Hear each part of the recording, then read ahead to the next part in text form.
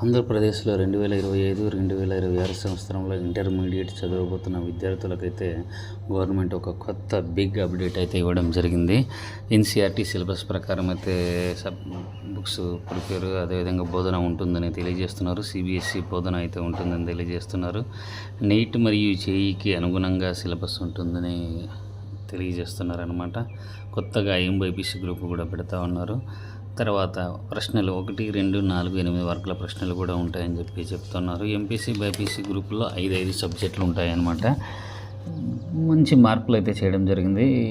ఈ రానున్న విద్యా సంవత్సరం అంటే 2025-26 నుంచి ఎవరైతే ఇంటర్లో కొత్తగా చేరుతారో ఎన్సీఆర్టీ సిలబస్ అనమాట. దీనివల్ల మనకు ఏమవుతుందంటే మీకు అందరికీ తెలుసు, మనకు ఎంసెట్ని పక్కన పెడితే నీట్ కానీ జేఈ కానీ లేదా బిట్ సెట్ కానీ ఇంకా ఇతర కాంపిటేటివ్ ఎగ్జామ్స్ ఎన్సీఎస్ జేఈఎం ఇటువంటి క్యూట్ కానీ ఎవరైతే ప్రిపేర్ అవుతున్నారో వాళ్ళకందరికీ కూడా మ్యాక్సిమం ఎన్సీఆర్టీ సిలబస్ నుంచే మనకు క్వశ్చన్ పేపర్స్ అయితే రావడం జరుగుతుంది. చాలామంది మన ఆంధ్రప్రదేశ్కి సంబంధించిన స్టూడెంట్స్ అయితే ఇబ్బంది పడడం జరుగుతుంది. ఎందుకంటే ఇంటర్మీడియట్లో స్టేట్ సిలబస్ చదువుతూ జేఈ నీటికి మళ్ళీ ఎన్సీఆర్టీ సిలబస్ అడిషనల్గా చదవాల్సి వస్తుంది అనమాట. ఇది కొద్దిగా విద్యార్థులలో ఒత్తిడిని అయితే పెంచుతూ ఉంది.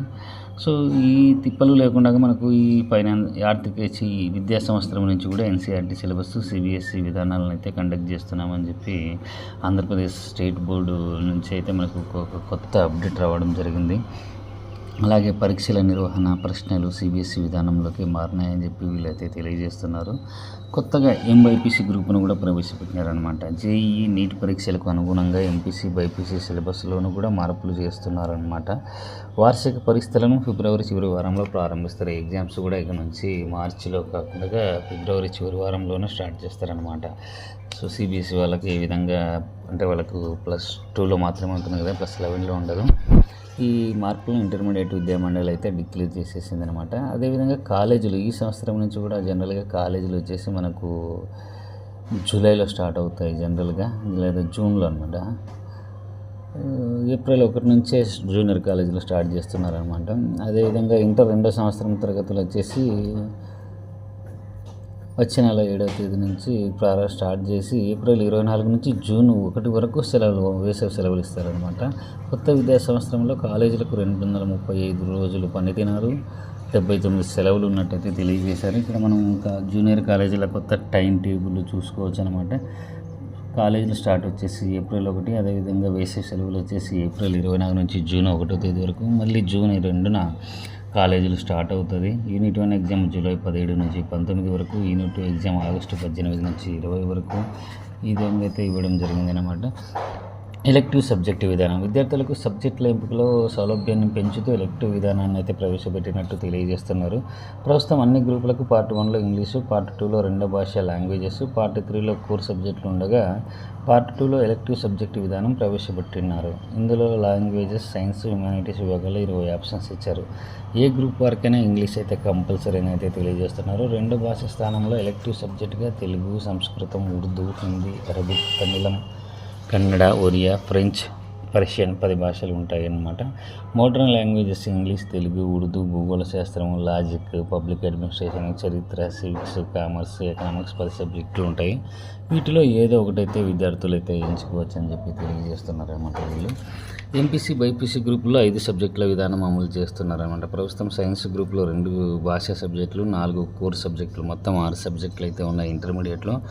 ఆర్ట్ గ్రూప్లో 2 భాషా సబ్జెక్టులు, 3 కోర్ సబ్జెక్టులు ఉన్నాయి. ఇకపై ఏ గ్రూప్లో అయినా కూడా 5 సబ్జెక్టులే ఉంటాయని చెప్పేసి మనకు వీళ్ళైతే అప్డేట్ ఇవ్వడం జరిగింది. మ్యాథమెటిక్స్ ఏబీ పేపర్లను కలిపి ఒక సబ్జెక్టుగా, బాటనీ, జువాలజీ 2 సబ్జెక్టులను కలిపి ఒక సబ్జెక్టుగా అయితే ఇస్తున్నారనమాట. ఈ విద్యా సంవత్సరం నుంచి 6 సబ్జెక్టులతో కొత్తగా ఎంబైపీసీ గ్రూప్ను ప్రవేశపెడుతున్నారు. ఇది చాలా సంతోషకరమైన మార్పు అని తెలుసుకోవచ్చు. ఎందుకంటే దాదాపు అన్ని రాష్ట్రాల్లో ఎంబైపీసీ గ్రూప్ ఉందన్నమాట. ఈ ఎంబైపీసీ గ్రూప్ ఉండడం వల్ల మనకు విద్యార్థులకైతే చాలా మంచి బెనిఫిట్ జరుగుతుంది. ఎందుకంటే ఈ ఎంబైపీసీ కేవలం ఎంపీసీతో మనము కొన్ని రకాల ఎగ్జామ్స్కి అర్హత కోల్పోతున్నాము. అదేవిధంగా బైపీసీ అర్హతతో మన పిల్లలు అయితే కొన్ని ఎగ్జామ్స్కి అర్హత కోల్పోతున్నారు. కాకపోతే ఈ బైపీసీ గ్రూప్ వల్ల కూడా విద్యార్థులు దాదాపు ఇంకా ఆల్మోస్ట్ అన్ని కాంపిటేటివ్ ఎగ్జామ్స్ కావచ్చు, లేదంటే ఎంట్రన్స్ అంటే ఇంటర్ అయిపోయిన తర్వాత ఇప్పుడు ఐసర్ కానీ నైసర్ కానీ ఎన్సిహెచ్ జీసీఎం కానీ ఇటువంటి ఎగ్జామ్స్కి అయితే ఎంబైపీసీ గ్రూప్ చాలా ఉపయోగపడుతుంది. ఎంపీసీ విద్యార్థులు బోటనీ, బైపీసీ విద్యార్థులు మ్యాథమెటిక్స్ తీసుకుని పూర్తి చేస్తే ఎంబైపీసీ సర్టిఫికేట్ అయితే ఇస్తారనమాట. అన్ని గ్రూపులకు 2 ఏళ్ళకు కలిపి కామన్గా 1000 మార్కులు ఇప్పుడు ఏ విధంగా ఉన్నాయో ఆ విధంగానే 1000 మార్కులు ఉంటుంది. సైన్స్ సబ్జెక్టులకు థియరీకి 85 మార్కులు, ప్రాక్టికల్స్కి 30 మార్కులు కేటాయిస్తారు. అన్ని గ్రూపుల పరీక్షల్లోనూ కూడా మార్పులు చేశారు. ప్రశ్నపత్రాల వ్యాసరూప స్థానంలో సిబిఎస్ఈ విధానాలకు అనుగుణంగా 1, 2, 4, 8 అయితే ఉంటాయని చెప్తున్నారన్నమాట. తర్వాత సబ్జెక్టుల వారికి ప్రశ్నపత్రాలు ఉంటాయన్నమాట. తెలుగు, హిందీ, ఉర్దూ, సంస్కృతం సబ్జెక్టులు ఎటువంటి మార్పు అయితే లేదు, ప్రస్తుతం ఉన్న విధానంలో ఉంటాయి. ఆంగ్లం, కామర్స్, అకౌంటెన్సీ మినహా అన్ని సబ్జెక్టుల ప్రశ్నపత్రాల్లోనూ 4 సెక్షన్స్ ఉంటాయన్నమాట. సైన్స్ గ్రూపులో మాత్రం 5 సబ్జెక్టులు ఉంటాయి. అన్ని పేపర్లలోనూ 1 మార్కు ప్రశ్నలు తీసుకొచ్చారు. ఇది చాలా బిగ్ అప్డేట్ అని అయితే చెప్పుకోవచ్చు మనము. సిబిఎస్ఈ విధానంలో వీటిని ప్రవేశపెట్టారు. గణితం సెక్షన్ ఏలో 1 మార్కు ప్రశ్నలు 12 ఇస్తారు. అదేవిధంగా 2 మార్కుల ప్రశ్నలు 10 ఇస్తారు. వీటిలో ఎలాంటి ఛాయిస్ అయితే ఉండదంతే చెప్తున్నారు. మిగతా 4, 8 మార్కుల ప్రశ్నలు ఛాయిస్ విధానం అయితే ఉంటుంది. భౌతిక రసాయన శాస్త్రం సబ్జెక్టులో 1 మార్కు ప్రశ్నలు 9, 2 మార్కుల ప్రశ్నలు 14 ఇస్తారు. మిగతా 4, 8 మార్కుల్లో ఛాయిస్ ఉంటుంది. 85 మార్కుల చొప్పున పేపర్లు ఉంటాయి. మనకు మిగతా వచ్చేసి అది ప్రాక్టికల్కి వెళ్ళిపోతుంది. అదేవిధంగా జీవశాస్త్రంలో, వృక్షశాస్త్రంలో 5, జంతు శాస్త్రం నుంచి 4 1 మార్కు ప్రశ్నలు ఉంటాయి. 2 మార్కులకు సంబంధించి ఏడేసి చొప్పున 28 మార్కులకు ప్రశ్నలు ఉంటాయి. మిగతావి 4, 8 మార్కుల ప్రశ్నలు ఉంటాయి. 2 సబ్జెక్టులకు సమాన వెయిటేజ్ అయితే ఉంటుంది. అదేవిధంగా చూసుకుంటే మనం రాజనీతి శాస్త్రం, చరిత్ర, ఆర్థిక శాస్త్రం సబ్జెక్టులో 1 మార్కు ప్రశ్నలు 10 ఉంటాయి. 2 మార్కులకు 15 ప్రశ్నలు ఉంటాయి. చరిత్రలో 4 మార్కులకు సంబంధించి 1 మ్యాప్ ఇస్తారు. కామర్స్లో కామర్స్, అకౌంటెన్సీ కలిపి 1 మార్కు ప్రశ్నలు 8 ఉంటాయి. ఇంగ్లీష్లో వచ్చేసి 1 మార్కు ప్రశ్నలు సెక్షన్ బిలో 10, సెక్షన్ సిలో 24 ఇస్తారు. అర్ధ మార్కు ప్రశ్నలు సెక్షన్ సిలో 32 ఉంటాయి.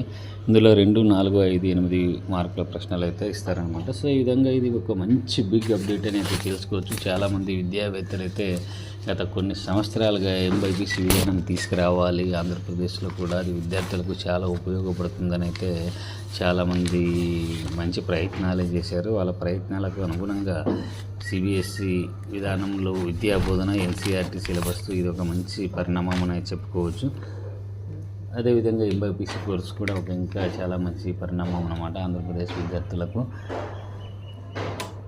కాబట్టి ఈ అప్డేట్ని అయితే గమనించి విద్యార్థులు మరియు వాళ్ళ చాయిస్కు అనుగుణంగా మీరైతే ఎంపీసీనా లేదా బైపీసీనా అయితే సెలెక్ట్ చేసుకోవచ్చు. ఒత్తిడి అయితే చాలా విధంగా తగ్గుతుంది. ఎందుకంటే మనం ఇందాకే చెప్పుకున్నట్లు ఇంటర్మీడియట్కు స్టేట్ సిలబస్ చదివి మళ్ళీ నీట్ లేదా జేఈ కానీ ఇతర కాంపిటేటివ్ పరీక్షకు ఎన్సీఆర్టీ చదవడం అయితే 2 రకాల ప్రెషర్ అయితే ఉంటుంది. ఆ ప్రెషర్ దాదాపు తగ్గిపోయినట్లే. సో